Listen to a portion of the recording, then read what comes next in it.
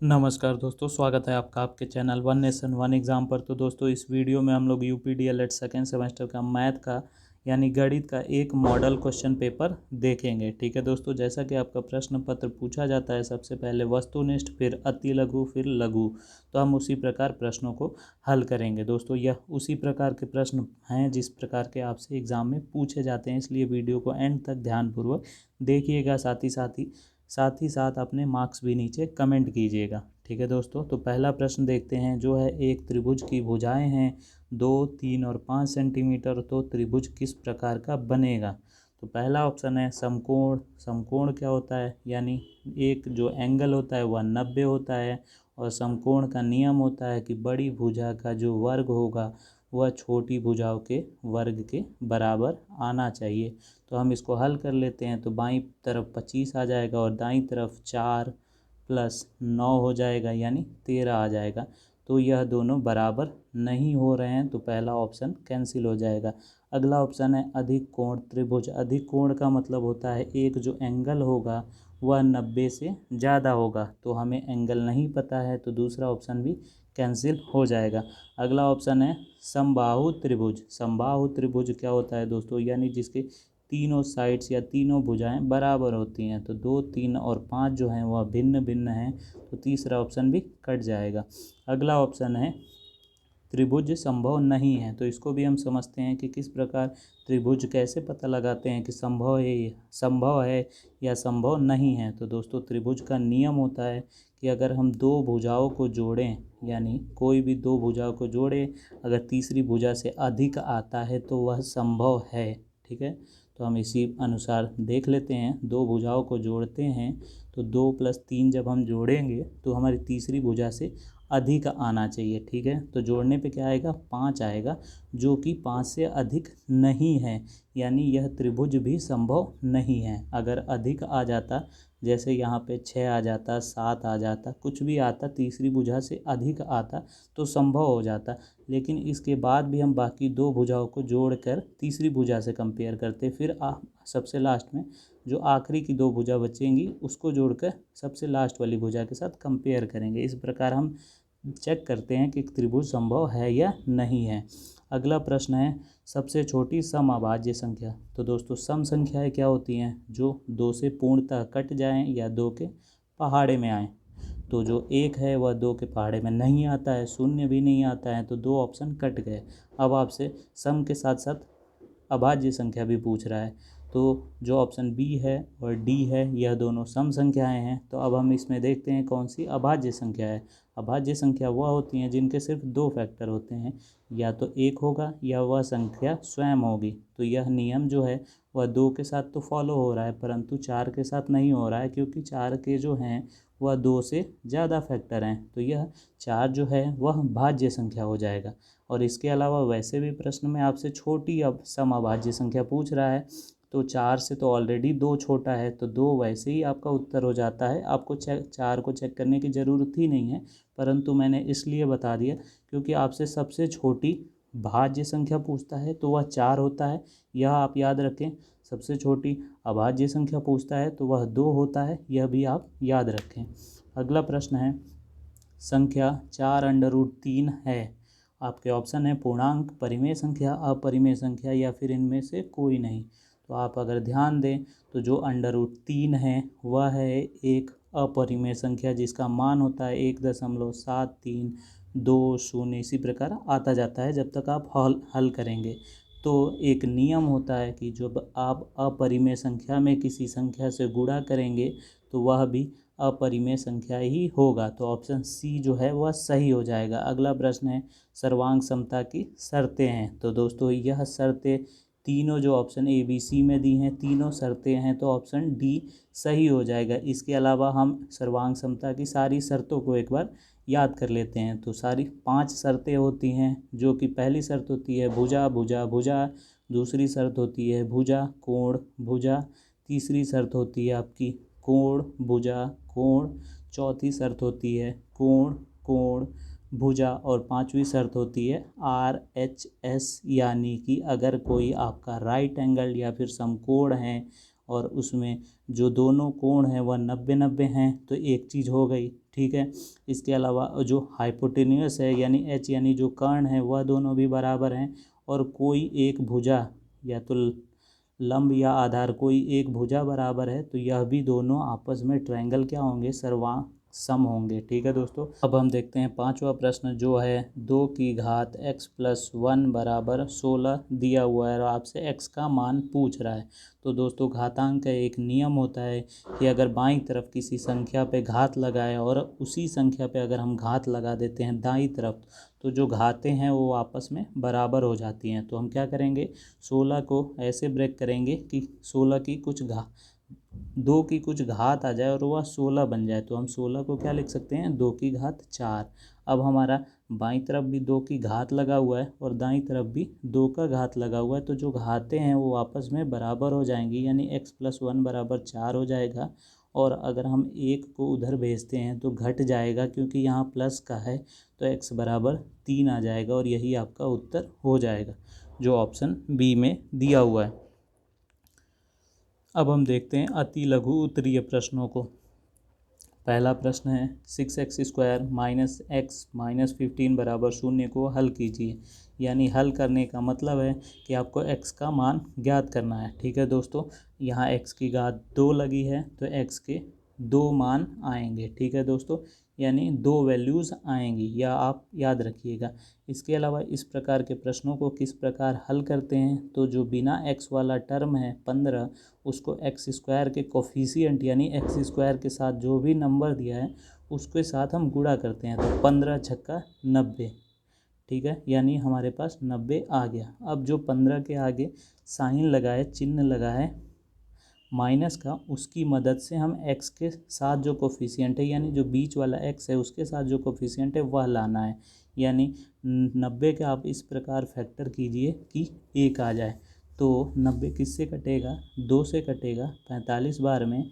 तो 45 में से 2 घटाएंगे तो हमारा 1 नहीं आएगा। तो हम इसको फिर से करेंगे, तो 5 9 45। अब क्या होगा, हमारी तरफ एक फैक्टर है 10 और एक फैक्टर है 9, और 10 में से 9 घटाते हैं तो हमारा 1 आ जाता है, और यही हमें चाहिए भी था। तो अब हम इस प्रश्न को क्या लिख सकते हैं, 6x² माइनस 10 माइनस 9 और x बाहर ऐसे ही लगा देंगे, माइनस 15 बराबर 0। अब हम इसको ब्रैकेट को ओपन कर देंगे, तो 6x² माइनस 10x प्लस, क्योंकि यह माइनस का माइनस के साथ गुणा हो जाएगा तो प्लस का 9x माइनस 15 बराबर 0 हो जाएगा। इसके अलावा आप यहाँ देखेंगे शुरू के 2 पदों में क्या कॉमन आ रहा है, तो यहाँ 10 है और यहाँ है 6x²। जो दोनों जो हैं वह किससे कटेंगे, 2 से कटेंगे, तो 2 बाहर ले लेंगे, दोनों के साथ x है तो x भी बाहर ले लेंगे। तो अब हमारा क्या बचा, 3x माइनस 5। इसके अलावा आखिरी के 2 पदों में से भी कॉमन ले लेंगे, तो कॉमन क्या आ रहा है 3, तो बचेगा हमारा 3x माइनस 5। अब दोनों ब्रैकेट में 3x माइनस 5 है तो हम 3x माइनस 5 को ही कॉमन ले लेते हैं, तो दूसरे ब्रैकेट में बचेगा 2x प्लस 3। ठीक है दोस्तों, अब हम क्या करेंगे, एक बार इस ब्रैकेट को 0 के इक्वल रखेंगे, एक बार इस ब्रैकेट को 0 के इक्वल रखेंगे, और हम x की 2 वैल्यूज़ ज्ञात कर लेंगे। तो पहले हम रखते हैं 3x माइनस 5 को 0 के बराबर, जहाँ से आ जाएगा यह दूसरी तरफ जाएगा तो प्लस का हो जाएगा, तो 3x बराबर 5 आएगा। जिसके बाद यह गुणा हो रहा है तो दूसरी तरफ जाके भाग हो जाएगा, और x बराबर 5/3, एक x की वैल्यू आ गई और दूसरी आ जाएगी 2x प्लस 3 बराबर 0। जहाँ से 3 दूसरी तरफ जाएगा तो माइनस का हो जाएगा, और इधर जो है वह 2 गुणा हो रहा है तो उधर जाके भाग हो जाएगा, तो x बराबर -3/2 जो होगा यह एक और वैल्यू आ जाएगी। तो यानी आपके 2 उत्तर आए, 5/3 और -3/2। अब हम देखते हैं अगला प्रश्न जो है 3 क्रमागत संख्याओं का योग दिया हुआ है 87। तो हम मानते हैं पहली हमारी संख्या है x, तो दूसरी संख्या क्या हो जाएगी x+1, और तीसरी संख्या क्या हो जाएगी x+2। ऐसा किस प्रकार हुआ, क्योंकि क्रमागत संख्या वह संख्या होती हैं जो एक के बाद एक आती रहती हैं, जैसे 2 3 4 हो गया। तो पहली संख्या अगर हमारी x रही है तो दूसरी संख्या क्या हो रही है, इसमें x में क्या हो रहा है 1 जुड़ जा रहा है तो 1 जोड़ लिया जा रहा है। फिर तीसरी संख्या क्या हो रही है, x में 2 जुड़ जा रहा है, तभी तो 2 + 2 होकर 4 हुआ है। तो हमारी यह 3 क्रमागत संख्याएं आ गई, जिसको हमें जोड़ने पर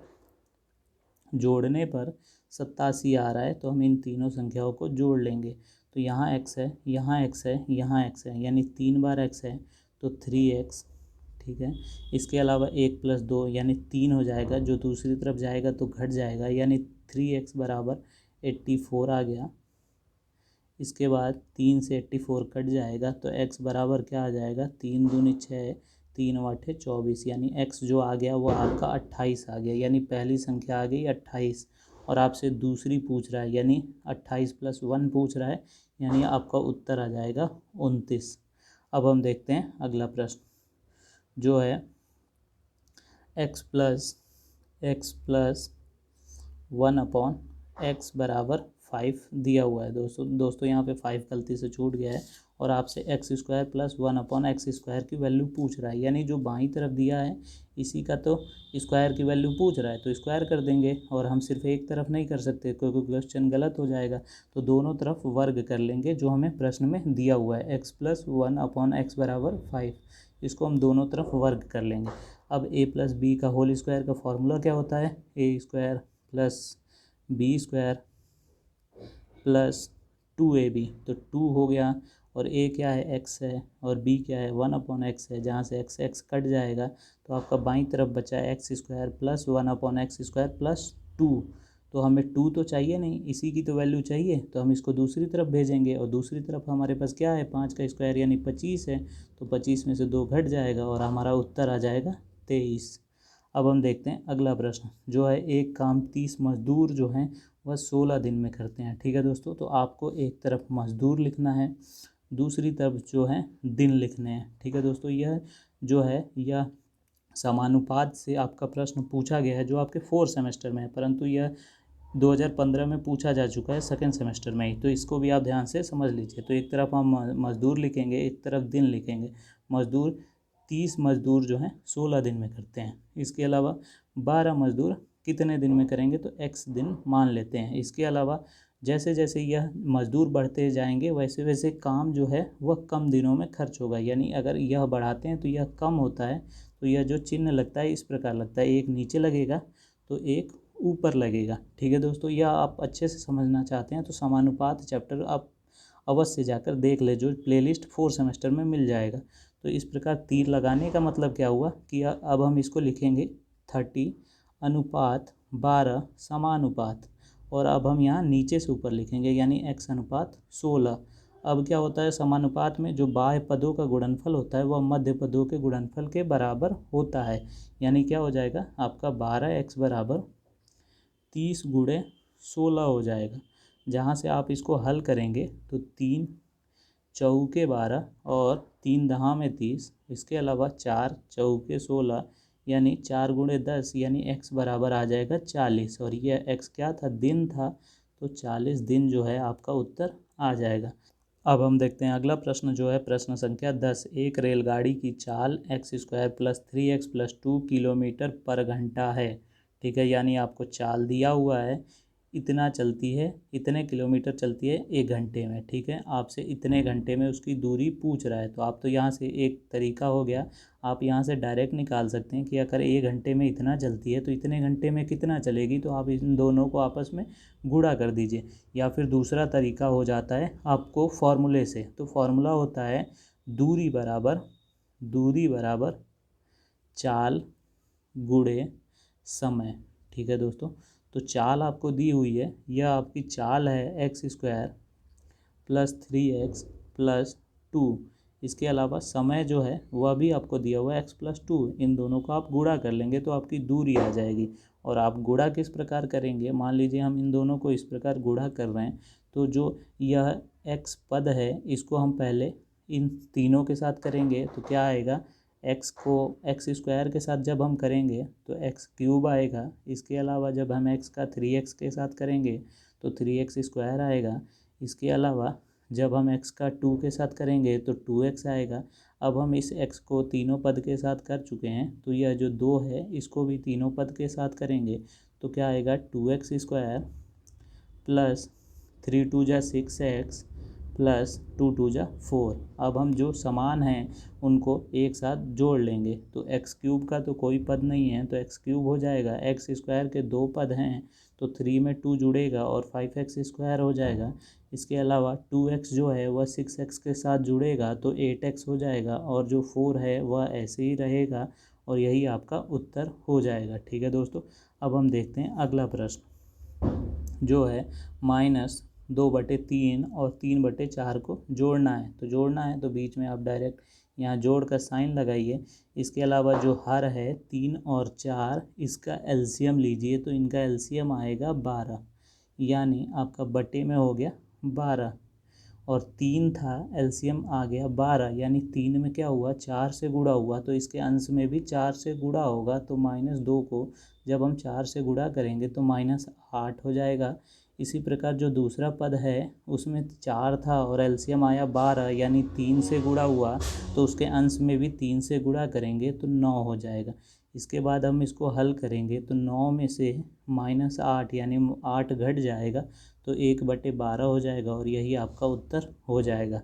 अगला प्रश्न है लघु उत्तरीय प्रश्न, जो 2 नंबर के पूछे जाते हैं और आपको स्टेप वाइज करना होता है। तो दोस्तों आपको इसका गुणनखंड करना है। तो आप देख रहे हैं दोनों में xy दिया है तो xy आप कॉमन ले लीजिए। आपका क्या बचता है x square minus Y square बच जाएगा। जो आप देख रहे हैं एक फार्मूला है a square minus B square का, यानी क्या हो जाएगा x minus Y x plus Y, और बाहर क्या था xy था, तो यही आपका उत्तर हो जाएगा। ठीक है दोस्तों, अब हम देखते हैं अगला प्रश्न जो है एक वर्गाकार पार्क की भुजा दी हुई है, यानी एक वर्गाकार पार्क है, इसकी भुजा दी हुई है 30 मीटर। इसके चारों ओर आपको 1-1 मीटर का रास्ता छोड़ना है। तो आप देख पा रहे होंगे एक जो भुजा है उसमें से दोनों तरफ से 1-1 मीटर का रास्ता छूट जाएगा, तो यह भुजा 28 की बचेगी, यानी अब यह चारों भुजाएं या फिर यह वर्ग 28 का बचेगा। ठीक है दोस्तों, इसके अलावा आपको पार्क में 2 रुपये प्रति वर्ग मीटर की दर से घास लगवाने का खर्चा बताना है। तो अब यह जो आपका पार्क बचा इसमें घास लगाने का खर्चा बताना है। तो सबसे पहले आप इस वर्ग का क्षेत्रफल ज्ञात करेंगे जो कि होता है भुजा स्क्वायर, और आपकी भुजा कितनी है 28 है, तो 28 का स्क्वायर कर देंगे जो कि 784 हो जाएगा, और इसी में आपको 2 रुपये प्रति वर्ग के अनुसार घास का खर्चा आएगा, तो 2 से गुणा कर देंगे और गुणा करने पे 1568 रुपये खर्च आ जाएगा, और यही आपका उत्तर हो जाएगा। अगला प्रश्न है निम्न चित्र में जो आपको चित्र दिया हुआ है, यह दोनों जो ट्रायंगल हैं त्रिभुज हैं यह समरूप हैं, और आपको पी क्यू आर की शेष भुजाएं यानी जो छोटा त्रिभुज है उसकी शेष भुजाएं जो हैं वह ज्ञात करनी है। यानी यह भुजा नहीं दी हुई है, यह पी क्यू नहीं दिया हुआ है और पी आर नहीं दिया हुआ है, तो यह एक्स और वाई मान लीजिए और इन्हीं को ज्ञात करना है। तो दोस्तों जब भी कोई ट्रायंगल आपस में समरूप हो तो आप एक ही नियम होता है कि जो भी आप भुजा लें वह जिस भुजा के समरूप है उसी के बटे में रखें, जिससे आपका प्रश्न जो है वह कभी भी गलत नहीं होगा। यानी अगर आप ए बी लेते हैं तो आप उसके बटे में किसको रखेंगे, आप उसके बटे में पी क्यू को रखेंगे, यानी आपका प्रश्न हो जाएगा ए बी बटे में पी क्यू। ठीक है दोस्तों, यानी तीनों भुजाएं आपस में समरूप हैं, तो यह आप गलती ना कीजिएगा कि इस भुजा के नीचे यही भुजा लें, फिर जिस ट्रायंगल को पहले ले रहे हैं बड़े ट्रायंगल ए बी को पहले ले रहे हैं ना, तो फिर इस भुजा के नीचे इस भुजा को लें, तो आपका बी सी बराबर क्या हो जाएगा क्यू आर हो जाएगा। और इसी प्रकार तीसरी बड़ी भुजा के नीचे यानी सी ए बटे छोटी भुजा यानी आपका आर पी हो जाएगा। इसके अलावा जो जो मान आपको दिए हुए हैं वो पुट कर दीजिए।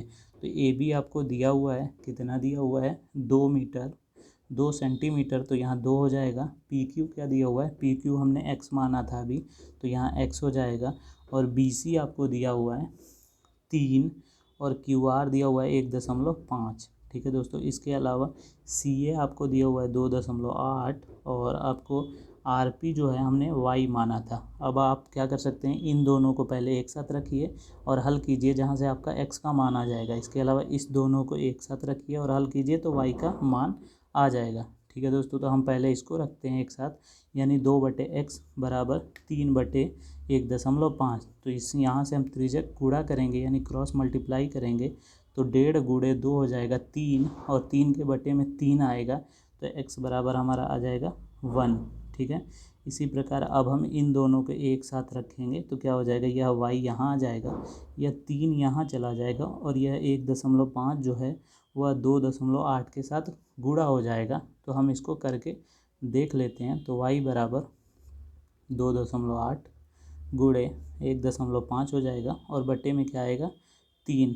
यह 3 से यह 15 कट जाएगा तो 0.5 आएगा, जिसके बाद 2.8 को 0.5 से गुणा करेंगे तो 140 आएगा और एक डिजिट के बाद दशमलव लगा है, इधर भी एक डिजिट के बाद दशमलव लगा है तो 2 डिजिट के बाद दशमलव लगा देंगे तो y की वैल्यू आ गई 1.4 और यही आपका उत्तर हो जाएगा। अगला प्रश्न है दोस्तों, आपको फ्रैक्शन में दिया हुआ है और आपको मौसा बताना है। तो दोस्तों जब भी फ्रैक्शन में दिया है मौसा कह रहा है तो आपको ऊपर की संख्याओं का मौसा ज्ञात करना होता है और नीचे की संख्याओं का लसा ज्ञात करना होता है। इसी प्रकार अगर आपसे लसा पूछता तो ऊपर की संख्याओं का लसा ज्ञात करते और नीचे वाली संख्याओं का मौसा ज्ञात करते। ठीक है दोस्तों, तो अब हम ज्ञात करते हैं। तो मौसा कह रहा है तो हमें 1, 2 और 4 का मौसा ज्ञात करना है। यह 4 तो इनके फैक्टर करते हैं तो 2 का फैक्टर स्वयं 1 गुणे 2 होगा और 4 का फैक्टर 1 गुणे 2 गुणे 2 होगा। और इस मौसा में क्या होता है, जो सबसे बड़ा कॉमन होता है वही मौसा होता है, यानी जो अंश का मौसा आ गया वह 1 आ गया। अब हम जो हर हैं उनका लसा ज्ञात करेंगे तो 2, 3 और 5 का जो लसा आएगा वह देख रहे हैं आप कोई भी कॉमन नहीं है तो ये आपस में गुणा हो जाएंगे, यानी 5 3 15, 15 दूनी 30, यानी 1/30 जो होगा यही आपका उत्तर हो जाएगा। अगला प्रश्न है, दी हुई संख्याओं का माध्यिका ज्ञात करें। तो दोस्तों जब भी किसी संख्या का माध्यिका पूछे तो आप पहले इसको आरोही या अवरोही क्रम में कर लीजिए। तो आरोही क्रम में करते हैं तो हो जाएगा 5, 6, 8, 9, 10, 11, 12, 18। ठीक है दोस्तों, इसके बाद हमको गिनना होता है कि कितनी संख्याएं हैं। तो 1, 2, 3, 4, 5, 6, 7, 8 संख्याएं हैं, यानी 8 जो है एक सम संख्या है। तो सम संख्या का फॉर्मूला अलग होता है, विषम का अलग होता है। तो यह सम संख्या है तो हम सम संख्याओं का फॉर्मूला लगाएंगे जो कि होता है n/2वां पद प्लस n/2 + 1वां पद का होल बटे में 2, यानी यहाँ n क्या है 8 है तो 8/2 यानी चौथा पद हो जाएगा जो कि है 9 और यहाँ 8/2 यानी 4, 4 + 1 यानी 5वां पद यानी हो जाएगा 10 का, यानी 9 चौथा पद और 5वां पद को हम जोड़ के 2 से भाग कर देंगे तो 9 + 10 जुड़ जाएगा और 2 से भाग होगा तो 19/2 क्या हो जाएगा 9.5 हो जाएगा और यही आपका उत्तर हो जाएगा। ठीक है दोस्तों, अब हम देखते हैं अगला प्रश्न जो है दी हुई अगला प्रश्न है प्रश्न संख्या 17। एक आयतकार बाग की लंबाई उसकी चौड़ाई के 3 गुनी है, यानी जो लंबाई है वह चौड़ाई के 3 गुनी है। तो यह हमारी बी जो है वह चौड़ाई है और उसी के 3 गुनी करते हैं तो लंबाई आ जाता है। यदि बाग का क्षेत्रफल जो है वह 243 है तो दोस्तों आयत का क्षेत्रफल होता है लंबाई गुणे चौड़ाई जो दिया हुआ है 243। ठीक है, इसके अलावा आपको लेंथ क्या दिया हुआ था 3b दिया हुआ था तो लेंथ की जगह हम 3b रख देंगे, जो b के साथ b गुणा होगा तो b² हो जाएगा। इसके अलावा 3 से 243 कट जाएगा 81 टाइम्स में तो b² बराबर 81 हो गया। तो हम इस स्क्वायर को दूसरी तरफ भेजेंगे तो यह रूट में हो जाएगा और यह रूट 81 क्या होता है 9 होता है। तो यह जो 9 आ गया यह क्या आया आपका b आया। ठीक है दोस्तों, यानी आपका जो चौड़ाई आ गई वह आ गई 9 और चौड़ाई के 3 गुना ही तो लंबाई है तो 9 का 3 गुना कर देंगे तो जो 27 आएगा वही आपका उत्तर हो जाएगा 27 मीटर। अब हम देखते हैं आज का आखिरी प्रश्न जो है, किसी परीक्षा में 22 परीक्षार्थियों के गणित विषय में प्राप्तांक का विवरण निम्नवत दिया हुआ है। आपको जो है के वर्ग विस्तार के आपको 10-10 के, यहाँ 10-10 छूट गया है, 10-10 के वर्ग विस्तार में आंकड़ों को विभाजित कर बारंबारता सारणी बनानी है। तो दोस्तों जब 10-10 की बात करता है तो आप शून्य से नहीं बनाएंगे, पहले देखेंगे कि आंकड़ों का जो सबसे छोटी संख्या है वह कहाँ से शुरू हो रही है। तो आप इसमें ध्यान देंगे तो 48 है सबसे छोटा, ठीक है दोस्तों, और 10-10 का बनाना है। इसके अलावा सबसे बड़ा जो है वो 88 का है। तो आप अपने अनुसार किसी प्रकार से बना सकते हैं। इसके अलावा मैं बना देता हूँ, वह बनाता हूँ 41 से, ठीक है दोस्तों, 41 से 50, इसके अलावा 51 से 60, ठीक है, इसके अलावा 61 से 70, इसके अलावा 71 से 80, और इसके अलावा 81 से 90। मैंने 41 से क्यों शुरू किया, क्योंकि सबसे छोटी संख्या है 48, ठीक है, और मैं 90 तक क्यों ले गया, क्योंकि सबसे बड़ी संख्या है 88 जो इसी के अंतर्गत आ जाएगी। अब आप, यह हो गया आपका वर्ग अंतराल, इसके ऊपर आप लिखेंगे वर्ग अंतराल, इसके ऊपर लिखेंगे बारंबारता। अब आप देखेंगे 41 से 50 में कितनी संख्याएँ आ रही हैं, तो 48, और इसके अलावा 4 बार 50 है, यानी 5 संख्याएँ आ रही हैं। अब हम देखेंगे 51 और 60 के बीच में कौन कौन सी संख्या आ रही हैं, तो 52, 54, 54, 55, 56, यानी यहाँ भी 5 संख्याएँ आ रही हैं, ठीक है। इसके अलावा देखेंगे 61 से 70 के बीच में कौन कौन सी संख्याएँ आ रही हैं, तो 66, 66, 67, 67, 67, 67, 67, यानी 5 बार 67 और 2 बार 66, यानी 7 संख्याएँ आ रही हैं। 71 से 80 के बीच में सिर्फ एक संख्या है 78, तो यहाँ 1 हो जाएगा। और 81 से 90 के बीच में है 82, 83 और 2 बार 88, यानी 4, ठीक है दोस्तों। यही आपका हो गया है इसका बारंबारता सारणी। इसके अलावा अगर आप चेक करना चाहते हैं कि आपने सही किया या गलत, तो जो 22 स्टूडेंट्स थे उसी अनुसार इसको भी जोड़ेंगे तो 22 ही आना चाहिए। तो 5 5 10, 10 के अलावा 7 1 8, यानी 18, 18 4 22, यानी बिल्कुल आपने सही बनाया है, ठीक है दोस्तों। तो यहाँ पे आपकी वीडियो समाप्त होती है। उम्मीद करता हूँ आपको सारे क्वेश्चन समझ में आ गए होंगे। कोई भी परेशानी आई हो किसी भी प्रश्न में तो आप बता सकते हैं, मैं उसको चैप्टर वाइज जब कराऊंगा तो उसको सही से अच्छे से समझा दूंगा। साथ ही इस वीडियो को ज़्यादा से ज़्यादा शेयर करें ताकि मैं मोटिवेट हूँ और भी वीडियोस बना सकूँ, ठीक है दोस्तों। तो पूरी वीडियो देखने के लिए बहुत बहुत धन्यवाद। साथ ही साथ चैनल को सब्सक्राइब करने के साथ बेल आइकन पर क्लिक कर दें। धन्यवाद दोस्तों।